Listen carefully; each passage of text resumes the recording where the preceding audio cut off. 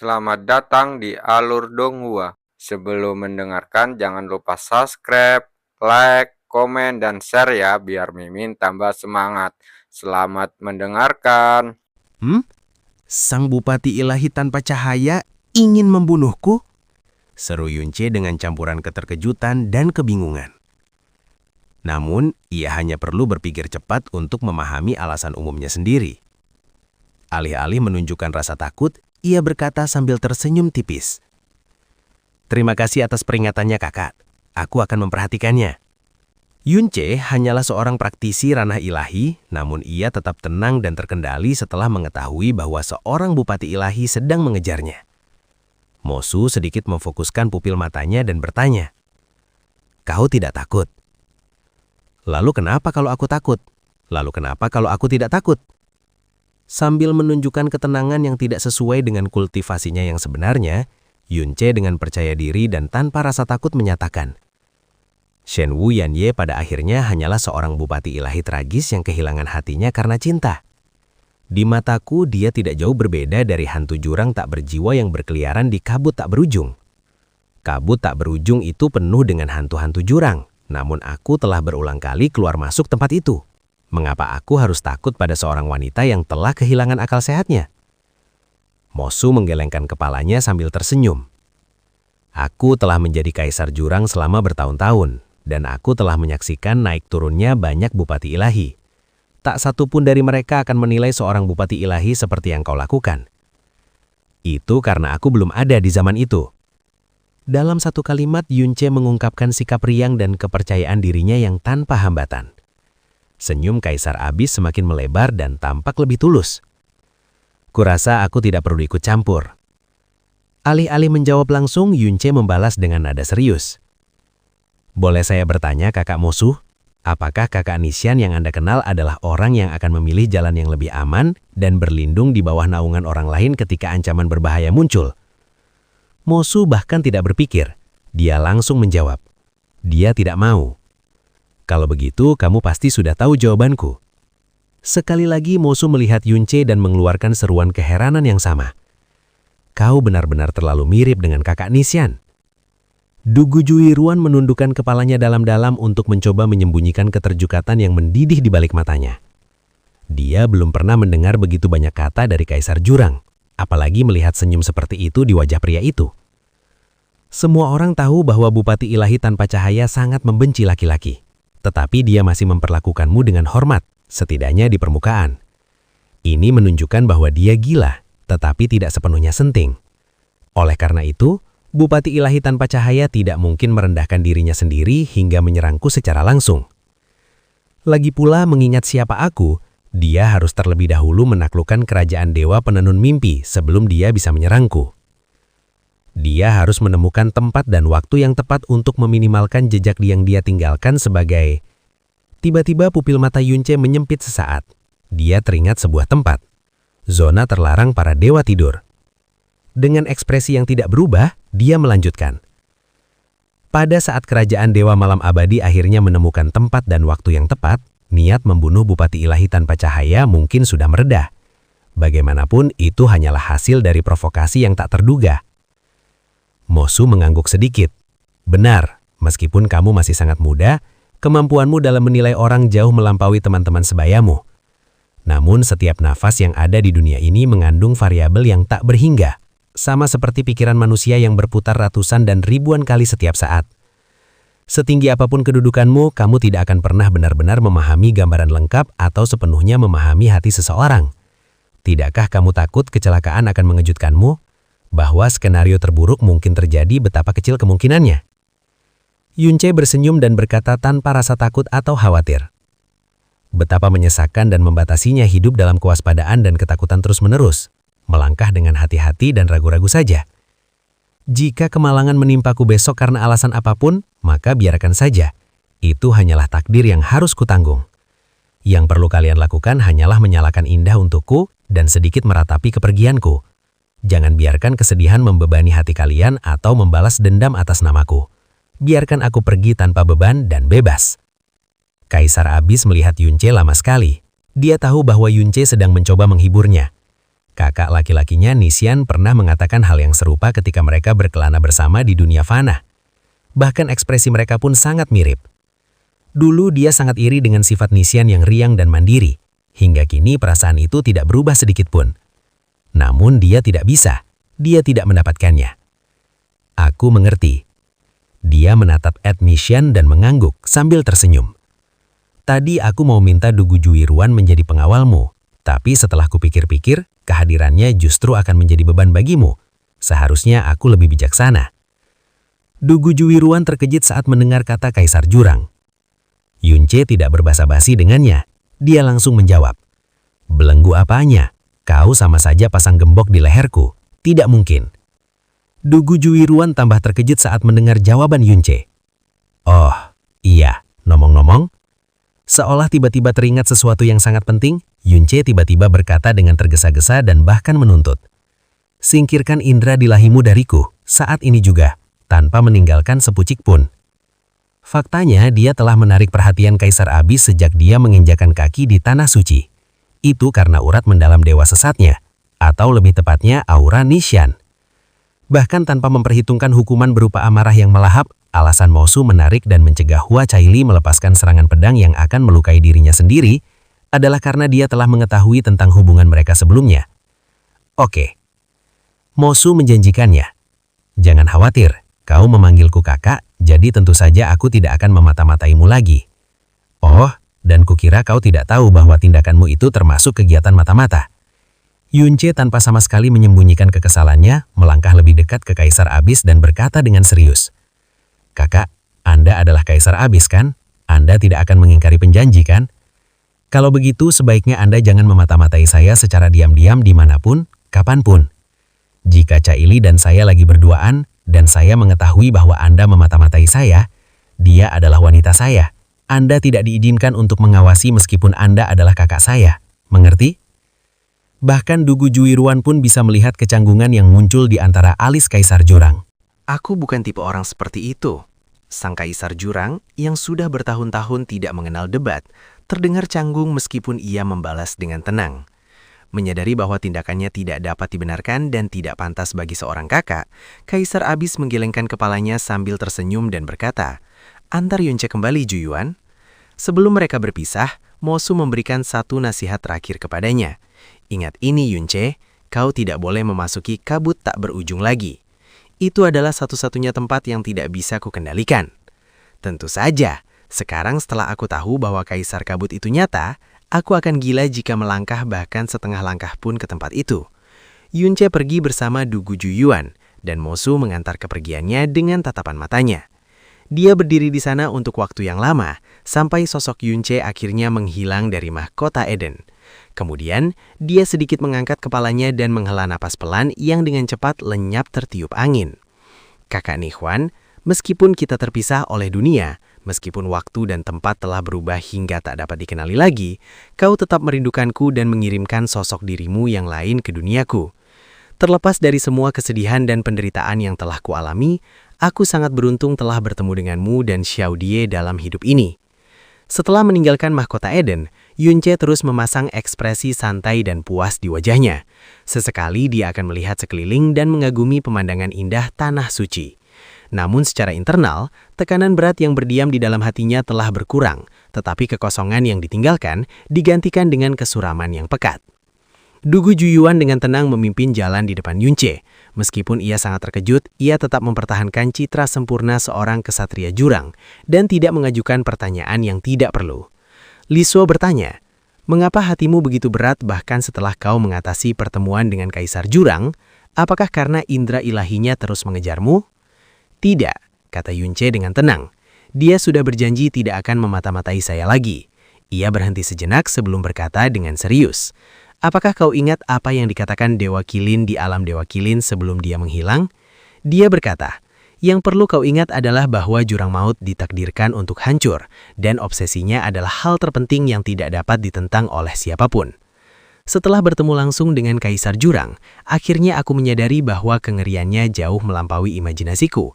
Tidak, bahkan melampaui batas imajinasiku sebelumnya. Kengerian?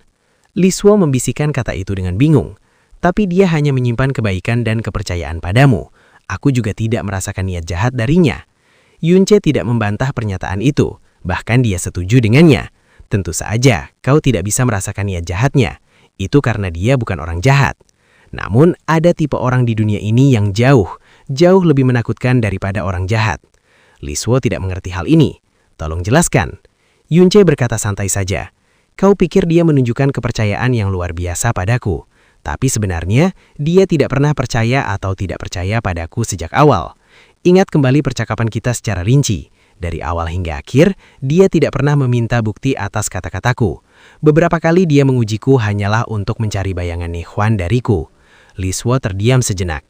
Dengan kata lain, yang dia pedulikan hanyalah aura Nihwan dan fakta bahwa aku adalah penerus Nihwan.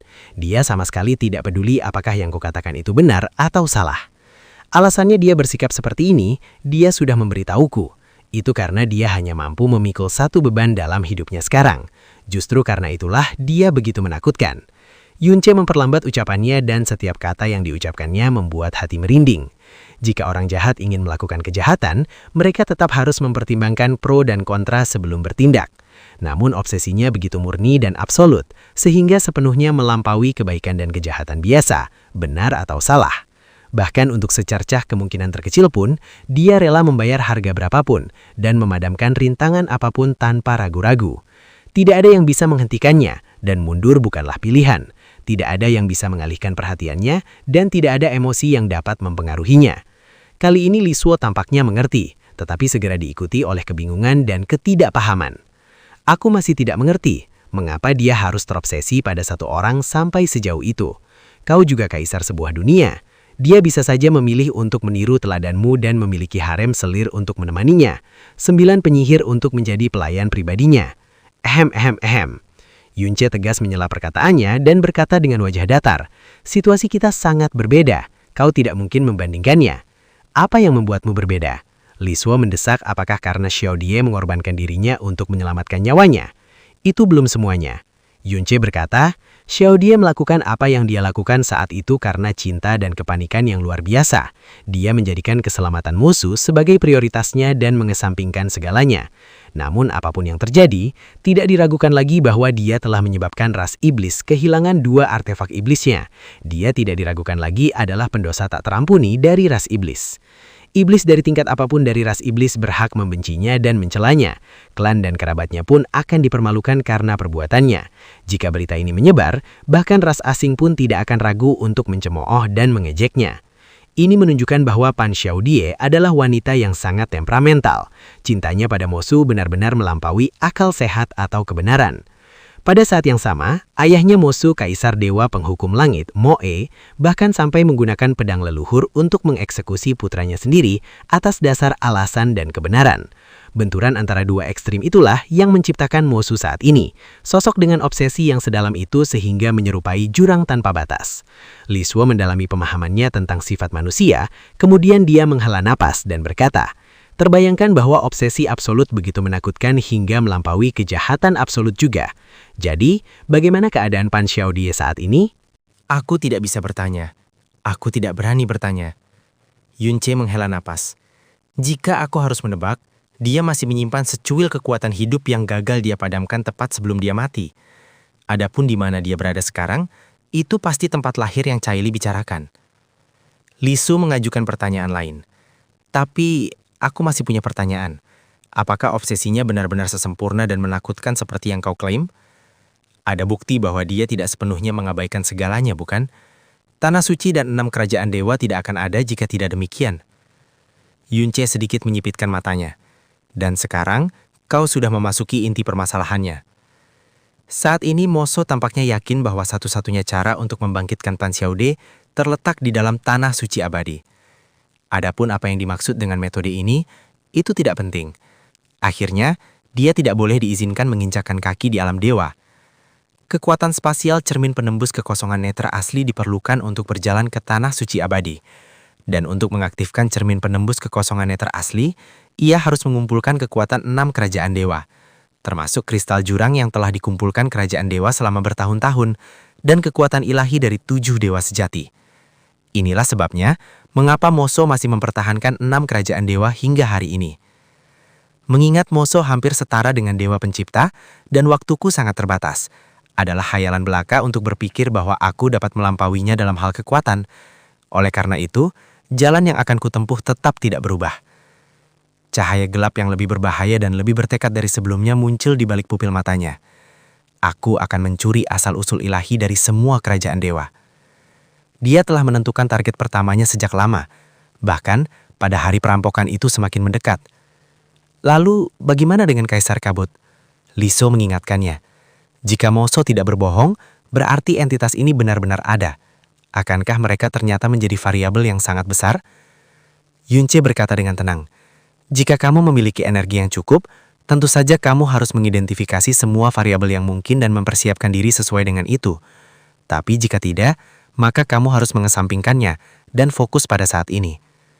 Karena Kaisar Abyss kelak mengklaim bahwa mereka akan tidur selama 5 juta tahun, maka mari kita asumsikan bahwa mereka akan terus tertidur sampai semua ini berakhir. Liso merasa ingin berkata sesuatu. Saat pertama kali masuk Abyss, dia memberitahu Yunce bahwa dunia ini memberikan dia perasaan tidak nyaman yang aneh. Awalnya dia mengira itu hanya kekhawatiran wajar, karena Yunce saat itu sangat lemah, dan dia terhubung dengannya dalam hidup dan jiwa. Yunce semakin kuat, dan setiap orang yang ditemuinya semakin kuat lagi dari sebelumnya. Namun rasa gelisah itu tidak berubah. Rasa gelisah itu tetap sama bahkan setelah dia masuk ke tanah suci dan menghadapi makhluk terkuat di dunia ini, yaitu Kaisar Abyss. Setelah dia mengetahui tentang Kaisar Abyss, salah satu fragmen pengetahuannya yang terhancur membisikkan kepadanya bahwa kegelisahannya mungkin berasal dari keberadaan yang bahkan lebih besar dari dirinya sendiri. Namun pada akhirnya, dia tidak menyampaikan pemikiran itu kepada Yunce. Seperti yang Yunce sampaikan, dia sedang menghadapi seluruh Abyss sendirian. Dia benar-benar tidak memiliki energi untuk menyisihkan variabel lain, terutama yang seperti Kaisar Abyss. Memberitahunya sekarang hanya akan menambah beban pada pundak yang sudah terlalu berat. Dia hanya bisa berdoa agar pemikirannya itu salah, agar Kaisar Kabut benar-benar tidak terbangun sampai saat-saat terakhir. Andai saja ada seseorang di dunia ini yang bisa berjalan bersamanya dan memikul nasib tanah airnya bersamanya. Meskipun begitu, berita mengenai Kaisar Kabut tidak sepenuhnya tidak berguna. Keberadaannya justru memecahkan teka-teki terbesar saya sejauh ini. Teka-teki terbesar Anda? Lisuo tidak ingat Yunce pernah menyebutkan hal seperti itu. Lisuo, kata Yunce dengan sangat serius, tolong gunakan setiap pengetahuan Dewa Pencipta yang telah kau kumpulkan sejauh ini dan jawab pertanyaanku ini. Dapatkah kau atau Dewa Pencipta lain yang kau kenal memastikan bahwa kekuatan ilahi Dewa Sejati diwariskan tanpa kehilangan sedikit pun? Lisuo tidak berpikir terlalu lama. Ia menjawab singkat, tidak. Benar sekali, jawabannya adalah tidak. Ini adalah bentuk akal sehat yang paling sederhana. Jika kekuatan ilahi Dewa Sejati dapat diturunkan ke tubuh non-ilahi tanpa kehilangan apapun, maka Dewa Sejati kuno tidak akan mati. Bahkan, para dewa yang sudah berada di puncak dunia akan terus bertambah jumlahnya hingga melampaui manusia. Jika diberi cukup waktu, mereka bahkan dapat mengancam hukum alam dan tatanan hukum surgawi. Lisuo akhirnya mengerti apa yang dimaksud Yunce dengan teka-teki terbesarnya. Memang, sekarang setelah menyadari keanehan itu, dia tidak bisa berhenti memikirkannya tanpa merasa bingung, terkejut, dan takut. Jika bahkan kau, Dewa Pencipta, menyatakan bahwa jawabannya adalah tidak, lalu bagaimana Mosuo berhasil menciptakan 6 artefak warisan yang semuanya memungkinkan seorang pembawa dewa mewarisi kekuatan Dewa Sejati? Ini hanya mungkin terjadi jika bukan dia yang menciptakan artefak warisan. Pada saat itulah, Yunce menabrak baju zirah perak Dugu Juyuan dengan wajahnya terlebih dahulu. Ia begitu asyik berbicara dengan Lisuo sehingga gagal bereaksi dengan segera. Ketika ia mendongak dengan tergesa-gesa, ia melihat Dugu Juyuan menghadap ke arah tertentu dan memberi hormat. Di kejauhan, sesosok berwarna merah terlihat bergerak cepat melintasi langit. Yunce merasakan aura panas yang menyengat menerpa tubuhnya, dan sesaat kemudian, sosok merah itu menghilang ke dalam awan tipis yang saling tumpang tindih. Selama kontak singkat itu, Yunce dengan jelas merasakan garis keturunan Phoenix dan garis keturunan gagak emasnya berdenyut secara bersamaan. Apakah itu Imam Besar Lingshan? Setelah Imam Besar Lingshan pergi, Dugu Juyuan akhirnya menegakkan tubuhnya dan menatap Yunce. Kau tampak belang-belung, putra ilahi Yuan. Yunce menjawab dengan tenang. Apakah Anda kira-kira tahu di mana zona terlarang para dewa tidur berada, Senior Dugu? Sebenarnya itu bukan pertanyaan sensitif, tetapi Dugu Juyuan juga tidak memberikan jawaban yang jelas. Di tempat yang terpencil, tempat itu terhubung dengan formasi besar penembus kekosongan. Aku mengerti. Jika aku masuk, dapatkah indera ilahi para tetua penenun mimpi mengikutiku masuk? Jika memungkinkan, maka mereka dapat melindungiku dari kecelakaan atau menyelamatkan hayatku di saat-saat berbahaya. Tidak. Dugu Juyuan menjawab terus terang. Zona terlarang para dewa tidur mengandung konsentrasi debu jerung yang sangat tinggi, sehingga sangat sulit bagi indera ilahi untuk meluas. Tambahan lagi, tempat itu terisolasi oleh penghalang yang dibangun oleh Kaisar Jerung itu sendiri. Indera ilahi siapapun tidak dapat menembus penghalang itu. Jika Anda khawatir, maka Anda tidak perlu masuk. Yunce bergumam dalam hati. Itulah yang ingin saya dengar. Jadi begitu. Yunce mengangguk dengan wajah datar. Dari yang kudengar, zona terlarang para dewa tidur adalah tempat yang sangat berbahaya. Jadi mengapa Putri Ilahi Malam Abadi bermaksud pergi ke sana? Apakah karena peluang besar tersembunyi di balik resiko itu? Dugu Juyuan tidak memberikan jawaban yang jelas. Ia berkata dengan tak acuh. Ini berbahaya, tetapi sebagian besar yang masuk adalah anak-anak ilahi dari kerajaan dewa. Tentu saja, keselamatan mereka diprioritaskan. Tanah suci akan memberikan semua yang masuk metode untuk melindungi diri mereka saat nanti mereka masuk. Oh, kau akan tahu ketika waktunya tiba, putra ilahi Yuan? Pada saat itulah terdengar suara halus namun penuh kecemasan dari kejauhan. Kakak Yun, Kakak Yun. Suara itu masih bergema di telinga mereka ketika sosok cantik itu muncul. Hua Calili mengambil tangan Yunce dan menatapnya dari atas ke bawah dengan mata berbinar. Ia bertanya dengan cemas, "Kau baik-baik saja, Kakak Yun? Paman Kaisar Jerung tidak menyulitkan kau, kan?" "Tentu saja tidak." Yunce mensenyum. "Jika Kaisar Jerung benar-benar ingin menyulitkanku, dia hanya perlu memberi unjukan. Dia tidak akan repot-repot mengundangku untuk bertemu dengannya secara pribadi." Khawatir Yunce hanya menghiburnya, Hua Calili menatap Dugu Juyuan dan menginterogasinya. "Paman Dugu, Paman Kaisar Jerung tidak menyulitkan Kakak Yun, kan? Anda adalah pria yang mulia dan adil. Anda adalah kesatria terkuat yang tidak pernah berbohong." Dugu Juyuan menjawab, "Jangan khawatir, Cali kecil. Aku bersumpah atas nama Dugu bahwa Kaisar Jerung sama sekali tidak menyulitkan putra ilahi Yuan." Setelah selesai berbicara, ia menatap Yunce dengan tatapan rumit. "Masa sulit? Malah lebih tepatnya, itu bagus." Genggamannya mengerat, dan Hua Calili akhirnya tampak benar-benar rileks.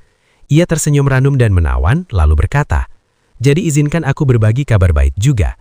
Bibi berkata dia akan melawanmu." Dugu Juyuan biasanya setenang gunung, tapi begitu mendengar berita ini, dia tiba-tiba berdiri tegak seperti anak panah, dan pada saat yang sama, tubuhnya tampak gemetar karena kegembiraan dan semangat bertempur. Dia berkata dengan penuh rasa terima kasih, "Terima kasih, Cali kecil, bantuan ini." Hua Calili buru-buru menyelah. Mengesampingkan urusan bantuan itu, Bibi berkata dia punya syarat. Dugu Juyuan segera menjawab, "Katakan." Bibi berkata, pihak yang kalah dalam pertarungan ini harus memenuhi permintaan pihak yang menang. Selama permintaan itu sesuai dengan kehendak Tanur dan moralitas, maka pihak yang kalah harus memenuhi permintaan itu. Jika Anda tidak setuju, maka dia tidak akan melawanmu. Saya terima. Dugu Juyuan tidak ragu sedetik pun, dan semangat bertempurnya yang sudah membara tidak mereda sedikit pun. "Mohon beritahu peri pedang bahwa aku akan menunggumu di jendela di atas jurang setelah aku membuka gerbang menuju zona terlarang para dewa tidur." Dugu Juyuan segera meninggalkan tempat itu setelah misi pengawalannya selesai. Namun aura keringnya yang mengerikan akan tetap tertanam di ruang ini untuk waktu yang sangat lama tak akan memudar. Yunce tak kuasa menahan diri untuk berhela nafas dalam. Seandainya aku bisa mengubahnya menjadi hantu jerungku saja. Apa yang kau bicarakan? Hua Caili melayang ke udara dan melingkarkan lengannya di lehernya, sehingga satu-satunya yang bisa mereka lihat hanyalah mata satu sama lain. Yunce menjawab dengan sendu. "Aku sedang berpikir, Bibi itu luar biasa." "Hah? Bibi?" "Iya." Yunce merangkul pinggangnya dan menarik tubuhnya yang tampak lemah dan tak bertulang lebih dekat. Alasan dia menerima pertarungan ini adalah karena dia mencoba membuka jalan menuju masa depan kita dengan caranya sendiri.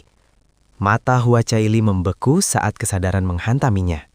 Dia memeluk Yunce lebih erat lagi, sampai dia berpegangan padanya. Bibi selalu menjadi orang yang luar biasa.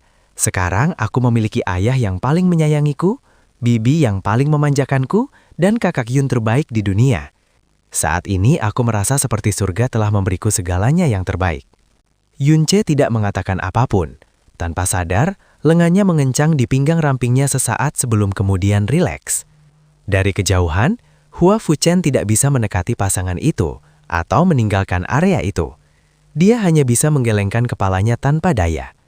Ini tanah suci sialan, sungguh skandal, sungguh skandal. Hua Qingying menepis anggapan itu. Mereka dipisahkan di puncak gairah mereka, tetapi sekarang mereka akhirnya bisa bersama tanpa takut akan cahaya matahari lagi. Mengapa mereka harus menekan perasaan mereka? Namun mereka seharusnya tahu waktu dan tempat mereka. Kita berada di... Hua Fuchen menarik napas sedikit sebelum melambaikan lengan bajunya. Oh, lupakan saja. Mereka bisa melakukan apapun yang mereka mau. Anak itu baik-baik saja. Jadi semuanya baik-baik saja. Hua Fuchen pamit. Tetapi Hua Qingying tetap tinggal. Dia terus mengamati keduanya dari jauh hingga tiba-tiba ia merasakan sudut bibirnya berkedip dengan cara yang sangat asing. Tanpa sadar, ia mengangkat jari panjangnya dan menyentuh bibirnya yang berwarna merah muda pucat. Apakah itu sebuah senyuman? Hal pertama yang dilakukan Yunche setelah kembali ke halaman kerajaan Dewa Penenun Mimpi adalah berbicara dengan Meng Jianxi. Putra ilahi Si, aku ingin meminta bantuanmu. Meng Jianxi menjawab dengan penuh pertimbangan. Kamu bebas mengajukan permintaan apapun, Kakak Yuan. Tidak perlu meminta bantuan sama sekali. Yunche berkata terus terang. Saya ingin memasuki zona terlarang para dewa tidur. Orang yang dipilih oleh kerajaan Dewa Penenun Mimpi untuk memasuki zona terlarang para dewa tidur tentu saja adalah Meng Jianxi. Hah? Meng Jianxi bukanlah satu-satunya yang terkejut dengan hal ini. Hua Caili bahkan lebih tercengang darinya. Meng Jianxi merenungkan permintaan itu sejenak. Dia tidak bertanya mengapa Yunche ingin memasuki tempat itu.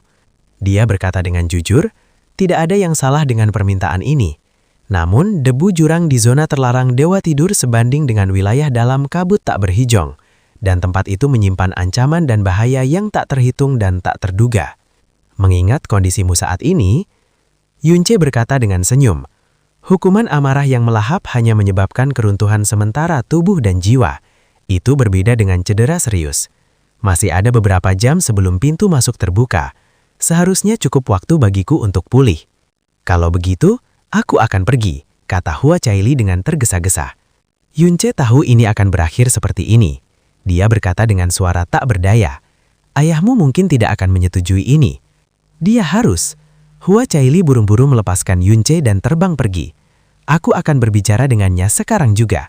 Tunggu sebentar Kakak Yun, aku akan segera kembali untuk menemanimu. Meng Jianxi tersenyum mendengar hal ini. Aku cemburu padamu. Seandainya kalian berdua segera menikah dan punya anak, mereka pasti akan menjadi harta karun utama penenun mimpi dan penghancur surga. Yunche menjawab dengan senyum. Bahkan kamu pun belum punya anak, putra ilahi Yuanxi. Tentu tidak perlu aku terburu-buru. Meng Jianxi menggelengkan kepalanya. Sejujurnya Kakak Yuan, aku memang sudah menikah, tapi bakatku tidak bisa dibandingkan denganmu. Aku masih belum menguasai kitab penenun mimpi dengan baik. Jadi aku tidak berani menghilangkan keperawananku. Yunche, apa? Meng Jianxi melambaikan tangannya dengan senyum. Ini hanya hal-hal sepele, abaikan saja. Aku akan pergi untuk memberitahu ayah dan para penguasa mimpi tentang keputusanmu sekarang juga. Sementara itu, berusahalah sebaik mungkin untuk memulihkan kekuatanmu. Aku akan kembali dan memberitahumu pada waktu yang tepat ketika gerbang menuju zona terlarang para dewa tidur terbuka.